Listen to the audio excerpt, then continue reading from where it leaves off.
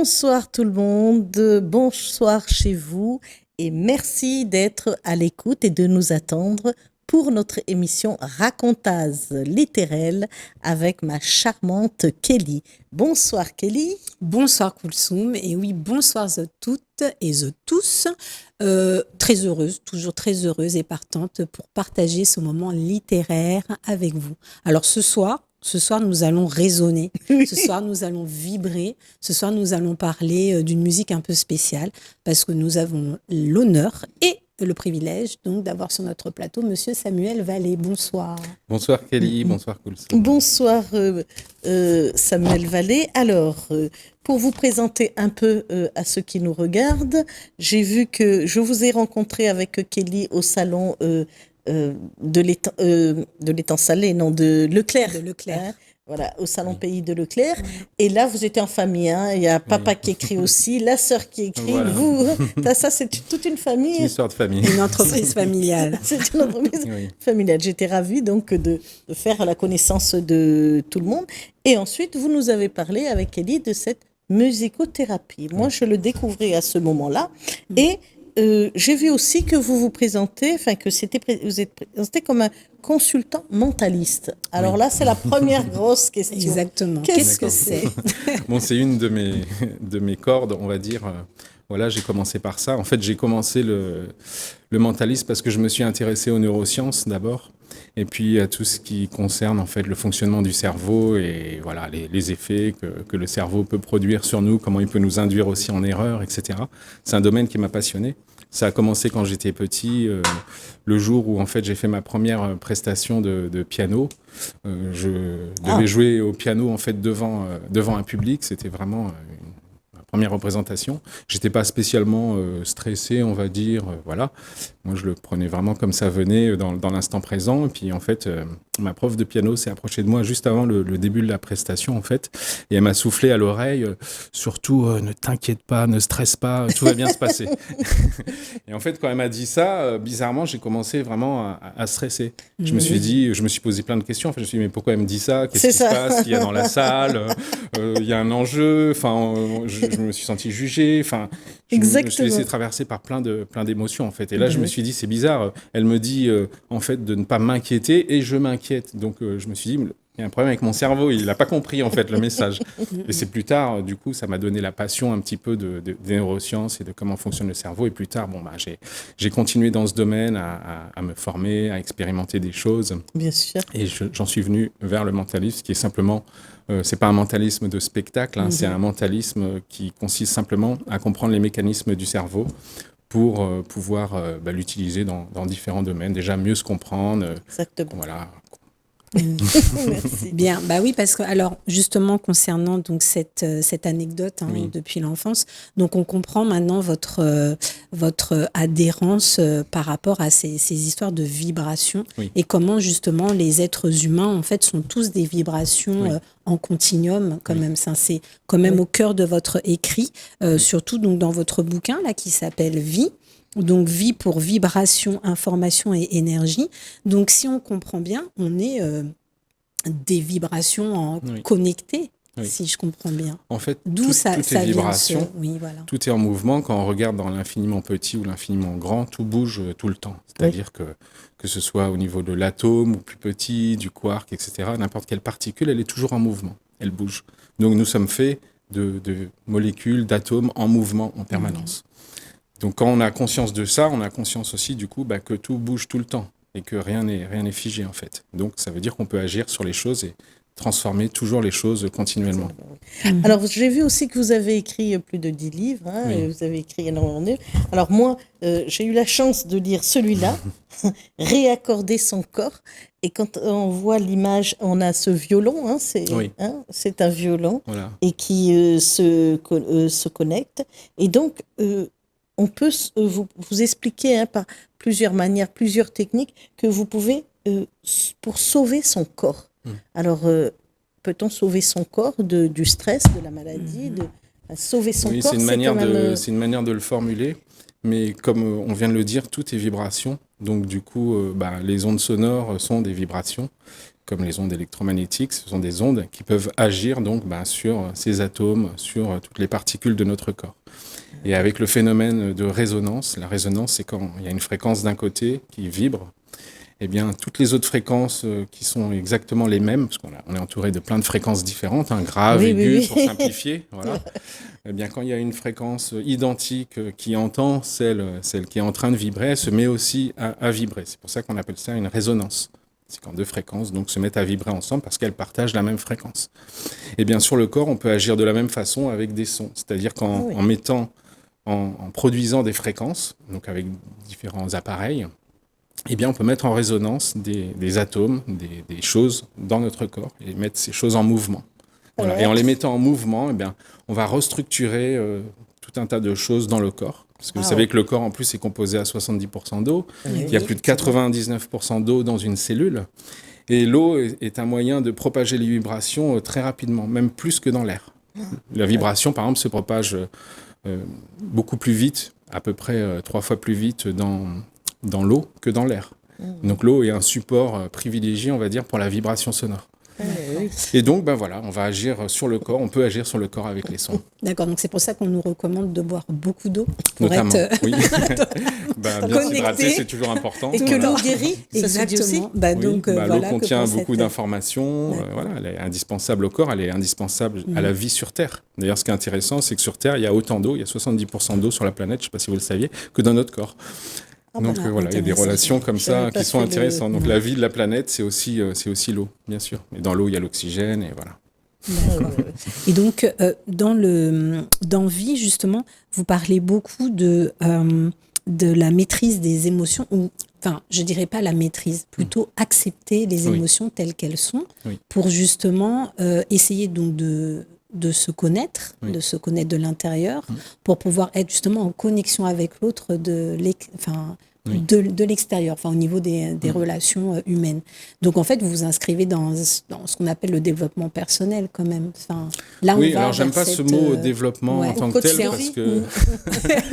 Non, mais pour moi, dans le mot développement, il y a la notion justement de se développer, c'est-à-dire... d'avoir besoin toujours de s'améliorer, je sais pas, élever sa vibration, voilà, mais vous, c'est pas du tout purifier, se nettoyer. Je considère qu'on n'a pas besoin de se développer, au contraire, on a besoin juste de se reconnecter à nous. Voilà. Se reconnecter. Et ça, c'est une différence fondamentale parce qu'on nous vend beaucoup de développement personnel, en fait. Mais pour moi, le développement sous-entend qu'on s'éloigne de soi, en fait. Plus on va chercher à se développer, plus au contraire, on va s'éloigner de soi et on va mettre en déni nos émotions, en fait. On sera moins connecté à nous. Donc, on n'a pas, enfin, de mon point de vue en tout cas, on n'a pas à chercher à se développer, on a au contraire besoin de chercher à se retrouver, à se reconnecter à qui on est. Ah oui. Et donc, j'ai vu aussi avec votre partenaire associé Benoît Huguenin, j'ai vu aussi que vous avez une école, une formation, éducation. Résonance éducation. Et on a un institut de formation en métropole où on forme des praticiens à cette technique de thérapie sonore, donc la méthode résonance, sur laquelle on va former des praticiens justement à comprendre comment fonctionnent les vibrations sonores, quels sont les effets des vibrations sur le corps et comment ils peuvent les utiliser dans un cadre thérapeutique ou dans d'autres domaines. Mais moi, je me dis, si vraiment ça marche, ça va être une grande révolution.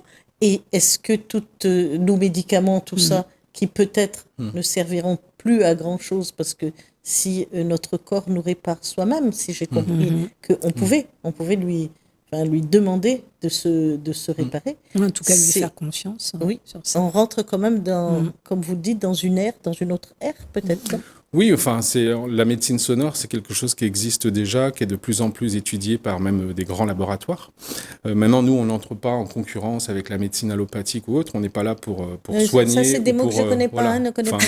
La médecine qui utilise des médicaments pour se soigner. Ok, d'accord. Fallait décoder, là, allopathique. Ok, d'accord. Et donc, en fait, nous, on n'est pas du tout... Nous, on est là pour expliquer les effets du son sur le corps, voilà, et étudier les effets du son sur le corps. Après, qu'ils aient un pouvoir guérisseur ou pas, on en parle, mais c'est pas du tout aujourd'hui notre propos. Enfin, on n'est pas là pour ça. On n'est pas là pour former des gens à guérir, par exemple, différentes maladies. Mais par contre, on est là pour expliquer les effets que peuvent avoir le son, par exemple, concrètement sur une cellule, etc. On a un laboratoire, on étudie les cellules, on les observe au microscope et on voit directement les effets du son, par exemple, sur les cellules. J'ai vu, alors là, je ne sais pas s'ils peuvent voir, je vois des expériences Oui. que vous avez menées avec les grains avec le piano et les grains de sable. Le sable, avec de l'eau aussi, on peut le faire. Donc, ça s'appelle des cymatiques. Oui, Donc, voilà. C'était un mot que j'ai les cymatiques, c'est... Ça, je ne connaissais pas. Voilà. C'est simplement le fait de pouvoir mettre en image, on va dire, sous forme de dessin, le son. C'est la vision un petit peu concrète du son. Parce que le son, c'est un peu impalpable, on l'entend avec les oreilles, mais on ne le voit pas qui se propage. Oui. Eh bien, en mettant du son, par exemple, sur une plaque avec des grains de sable ou sur un récipient où il y a de l'eau, eh bien, on va faire vibrer ces grains de sable ou cette eau et ça va former des dessins. Et ces dessins sont la représentation de l'onde sonore qui est en train d'être diffusée. Et ça fait des dessins plutôt harmonieux, très jolis, qu'on retrouve d'ailleurs dans plein de domaines de la nature, même dans les dessins de géométrie sacrée ou autres. Voilà. Donc en fait, moi si je comprends bien, donc on a tous des notes personnelles finalement, des notes musicales. Et donc, alors, vous qui êtes un peu dans tout ça, beaucoup même dans ce domaine-là, quand vous entrez dans une salle, alors est-ce que vous ressentez justement les notes particulières des gens? Est-ce qu'il vous faut un temps? Enfin, je ne sais pas, vu que vous avez quand même développé ce sens-là, comment ça se passe ou ça ne vous atteint pas trop, vu que vous parlez beaucoup de vibrations, j'imagine d'ondes, qu'est-ce que vous ressentez, est-ce que c'est palpable au quotidien? Le corps déjà est vraiment, on le considère vraiment comme un instrument de musique, mais pas juste un instrument de musique à une corde par exemple où il ferait juste un son, c'est un instrument de musique pour nous à 4 cordes. Il y a une corde qui est énergétique, il y a une corde qui est physique, il y a une corde qui est mentale, il y a une corde qui est émotionnelle. Et on a vraiment imaginé un instrument avec ces 4 cordes et on peut jouer vraiment déjà sur ces 4 plans. Donc quand on perçoit quelque chose ou quelqu'un, donc ça peut être un lieu tout simplement, mais ça peut être effectivement une personne, on peut l'apercevoir sur ces 4 plans déjà, énergétique, physique, mental et émotionnel. Donc c'est qu'est-ce que cette personne par exemple me fait ressentir sur le plan émotionnel. Me renvoie. Qu'est-ce qu'elle me renvoie, mais c'est aussi physiquement, c'est aussi l'énergie. Et puis, c'est tout un tas de perceptions, en fait, comme ça. Il n'y en a pas qu'une seule. Donc, effectivement, c'est une vibration globale, comme une note de musique. On est tous différents. Tu peux très bien être, Koulsoum, un instrument grave, par exemple. Alors, Kelly peut être un instrument aigu, voilà, pour simplifier. Pour simplifier. Mais voilà, et en fonction de ce qu'on vibre, grave, aigu, par exemple, eh bien, chacun va avoir des perceptions aussi différentes avec son environnement. Les fréquences graves seront plus sensibles pour toi, les fréquences aiguës seront plus sensibles pour toi, Kelly. Et c'est pour ça que voilà, la communication parfois est aussi difficile parce qu'on n'émet pas les mêmes notes et on ne reçoit pas non plus les mêmes notes. Et voilà, on ne résonne pas de la même façon. Mais c'est ça qui est intéressant dans le mot résonner, c'est qu'on peut le prendre dans 2 sens. Résonner, vibrer et résonner, réfléchir mentalement. Effectivement.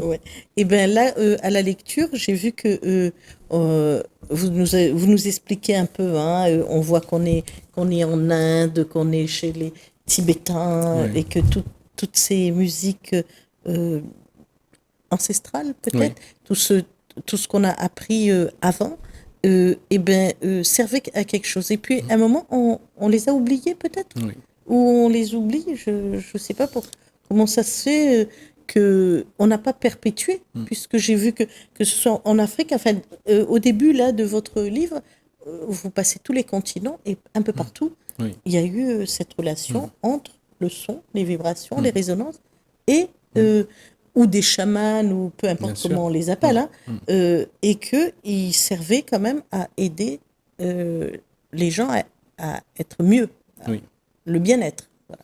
Et on les a oubliés. Dans toutes les civilisations ont eu recours à la musique et ont toujours utilisé la musique, mais même on le voit dans la nature, par exemple avec le chant des baleines. Par exemple, quand un baleineau par exemple est malade ou une baleine, eh bien le chant des baleines en fait c'est un procédé naturel où toutes les baleines en fait se mettent autour et émettent des vibrations sonores. Et on a remarqué que ces vibrations sonores permettaient de guérir, d'agir sur les cellules de l'autre baleine ou du baleineau qui était malade et de guérir comme ça.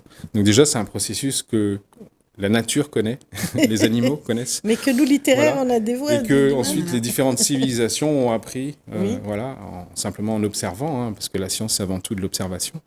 Donc c'est observer et voir ce qui se passe. Et effectivement, beaucoup de civilisations, enfin toutes Oui. les civilisations quasiment, Oui, c'est ce que vous dites. ont leur que son, toutes les leur fréquence, religions ont- d'ailleurs ont leur propre musique. Oui. Et cette musique, elle est toujours liée soit à l'histoire, soit à des choses qui se sont passées dans la civilisation. Ça Ou peut à être l'environnement des aussi, à un moment, drames, vous des avez joies, écrit. voilà.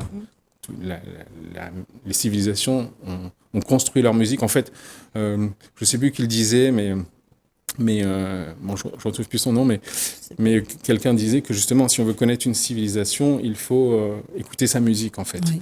C'est une autre manière de le tourner, et Oui, qui sûr. est révélatrice aussi de, voilà, moi, du je- sens de je la crois à musique et de la ça, oui. civilisation. Ouais. Ouais, ouais, l'art Bien sûr. permet justement de découvrir, bien évidemment, oui, une civilisation, et ça passe essentiellement Exactement. par là. Exactement. C'est vrai tout ça. Donc, l'humain, en fait, dans le bouquin, si je comprends bien, on est notre propre médicament, quelque part. Enfin, j'ose dire, hein, je vais oser dire. Mais il y a un frein quand même, parce que l'humain, il a donc toute cette richesse-là, mais c'est impacté par l'ego.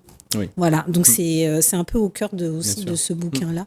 L'ego, il a ce côté assez néfaste. Ce sont les masques, finalement, qu'on se met. Et finalement, ce cheminement que vous proposez, il est assez difficile à faire, parce qu'il faut en fait se remettre en question, essayer de retrouver sa résonance, je dirais peut-être je dirais même Naturelle, originelle. quand on est et c'est complètement, c'est quand même dur, parce que on est fait de tout ce que nos parents nous donnent, de ce que nos parents nous transmettent de manière involontaire et même volontaire. Donc c'est quand même pas facile ce que vous nous proposez là. Ça demande c'est bien un déjà que tu cheminement, le vois comme ça, parce que des fois, les personnes pensent que c'est au contraire facile, puisque des fois, non, quand on non. se dit se reconnecter Ah, à du soi, tout, du tout. c'est tout accepter de soi. C'est-à-dire, Ah, c'est non. par, on va dire, positif, négatif, ce qu'on aime, ce qu'on n'aime pas, C'est etc. extrêmement dur. Et souvent, quand je présente la chose comme ça, en disant, mais finalement, c'est vrai qu'on a plein d'injonctions quand on est petit, Bien on entend, sûr. fais pas ci, fais pas ça, Bien ne pleure sûr. pas et tout. Donc, on a nos émotions qui sont bridées et tout.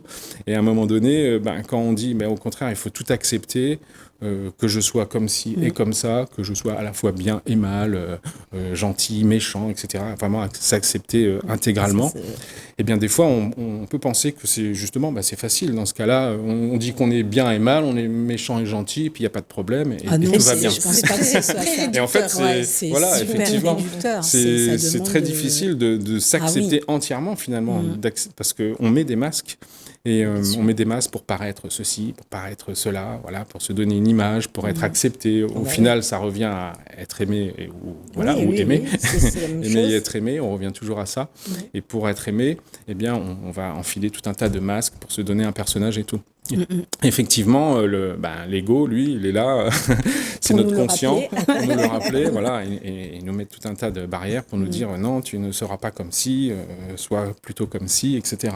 Donc on est souvent dans un monde binaire, c'est-à-dire on est comme ci ou comme ça, voilà, et on n'est jamais les deux. On n'a jamais conscience qu'en fait on est toujours les deux.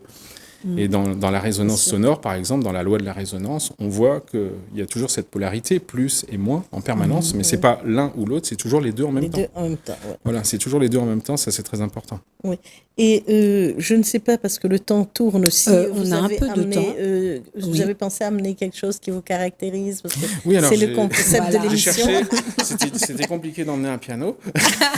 Oui, effectivement. En termes de logistique. Donc j'ai amené un c'était objet peu très intéressant. particulier. Oula, D'accord. Je Ah bah là, faut nous l'expliquer. Voilà, On je a vais un vous peu de expliquer temps. ce que c'est. Alors Donc ça, c'est bon. c'est un prisme. Ah, Vous avez vu ça peut-être à l'école ou je sais pas où. Ouais, c'est Un très, très prisme, loin. oui. Ah Donc, oui. il y a 3 côtés. Voilà. Dans les cours de maths. Et en on fait, a- ça, c'est hyper intéressant Géométrie, parce que géométrie. ça me rappelle, en fait, c'est tous les sens de mon travail quand je fais des consultations ou autres. C'est de faire prendre conscience aux personnes, justement, que le monde tel qu'on l'imagine, les gens pensent toujours que le monde, c'est une réalité, que tout le monde voit le monde de la même façon. Alors qu'en fait, c'est jamais le monde qui est comme ça, c'est notre monde. C'est-à-dire le monde de Kulsum, le monde de Kelly est différent de mon monde à moi.